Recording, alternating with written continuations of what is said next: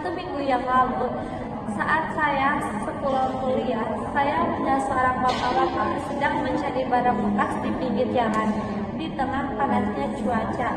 Namun di sisi lain juga, saya sering melihat orang-orang kaya menghambur-hamburkan uang dengan cara membeli barang barang mahal seperti membeli gorengan. Oleh sebab itu, yang jadi pertanyaannya, kenapa kesenjangan ekonomi di Indonesia sangat tinggi? Dalam data jumlah penduduk miskin ekstrim pada Maret 2025 mencapai 0,85% atau 2,38 juta jiwa. Maka dari itu, kita akan membahas kesenjangan ekonomi dan dampaknya pada masyarakat dan bagaimana cara mengatasinya. Selama materi ini, kita mungkin tidak langsung kaya, tapi kita bisa lebih kritis dan tidak menjadi alat untuk segelintir orang kaya dalam mengubah ekonomi mereka. Assalamualaikum warahmatullahi wabarakatuh. Perkenalkan, kami dari kelompok 7. Saya Rahma Olivia Anastasia dengan belakang NPM 062. Saya Ria Zahra dengan belakang NPM 222. Saya Nisha Ayana dengan belakang NPM 90.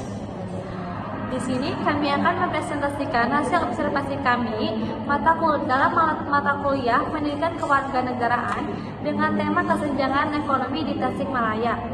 Tujuan kami melakukan observasi ini untuk memahami bagaimana kesenjangan ekonomi masih terjadi di sekitar kita, khususnya di kota Tasikmalaya, serta mengetahui solusi dan dampak dari kesenjangan ekonomi.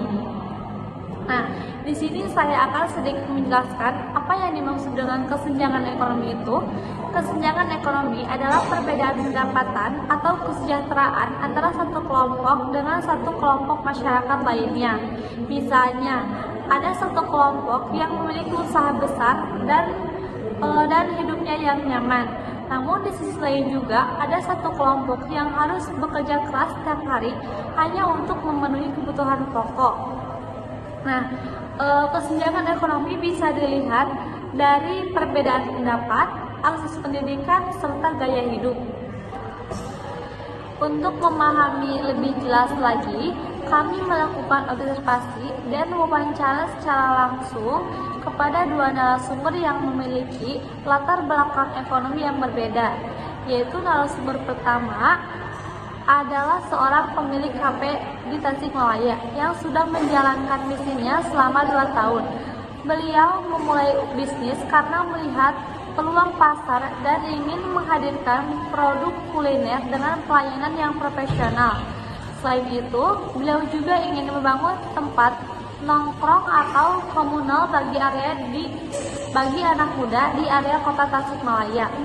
Tantangan utamanya adalah pada pengelolaan karyawan dan menjaga reputasi di dunia digital.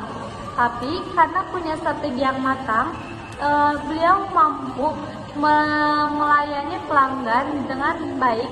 Bisnis ini bisa bertahan dan berkembang hingga saat ini. Kemudian narasumber yang kedua yaitu ada Pak Yoyo. Beliau merupakan pekerja pencari barang bekas di mana sudah bekerja selama 7 bulan dan mendapat penghasilan 12.000 per hari atau bahkan 5.000 per hari.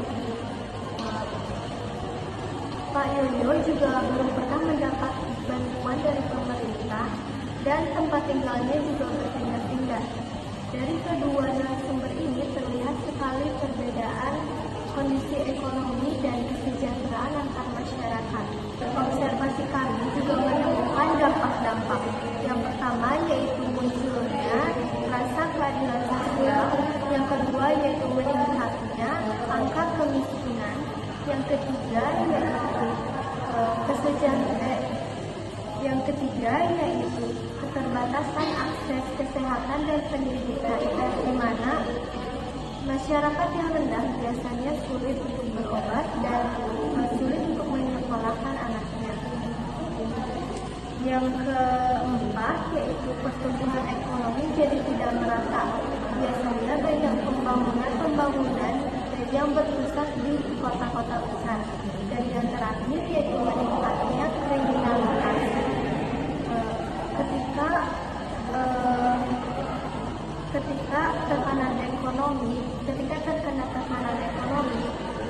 Sebagian orang biasanya bisa melakukan hal nekat seperti melakukan tindakan ilegal untuk bertahan hidup. Tapi tentu saja, setiap masalah itu pasti ada solusinya.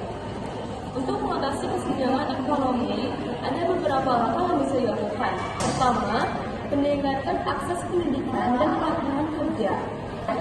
Dengan keterampilan yang memadai, masyarakat punya peluang lebih besar untuk mendapatkan pekerjaan dan penghasilan yang layak.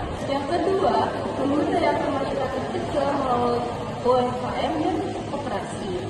Hal ini membantu mereka menjadi lebih mandiri secara ekonomi.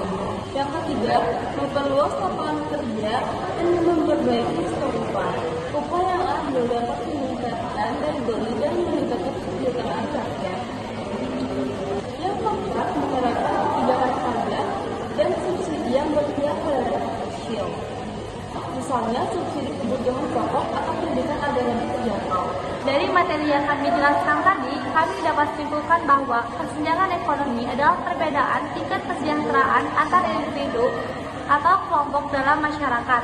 Masalah ini muncul karena ketidakmerataan kesempatan, pendidikan, dan kebijakan ekonomi. Untuk mengatasinya, perlu adanya pemerataan pembangunan, pemberdayaan masyarakat kecil, dan penerapan nilai keadilan sosial bagi seluruh rakyat Indonesia sesuai sila kelima Pancasila. Cukup sekian yang dapat kami sampaikan, kurang lebihnya mohon maaf. Wassalamualaikum warahmatullahi wabarakatuh.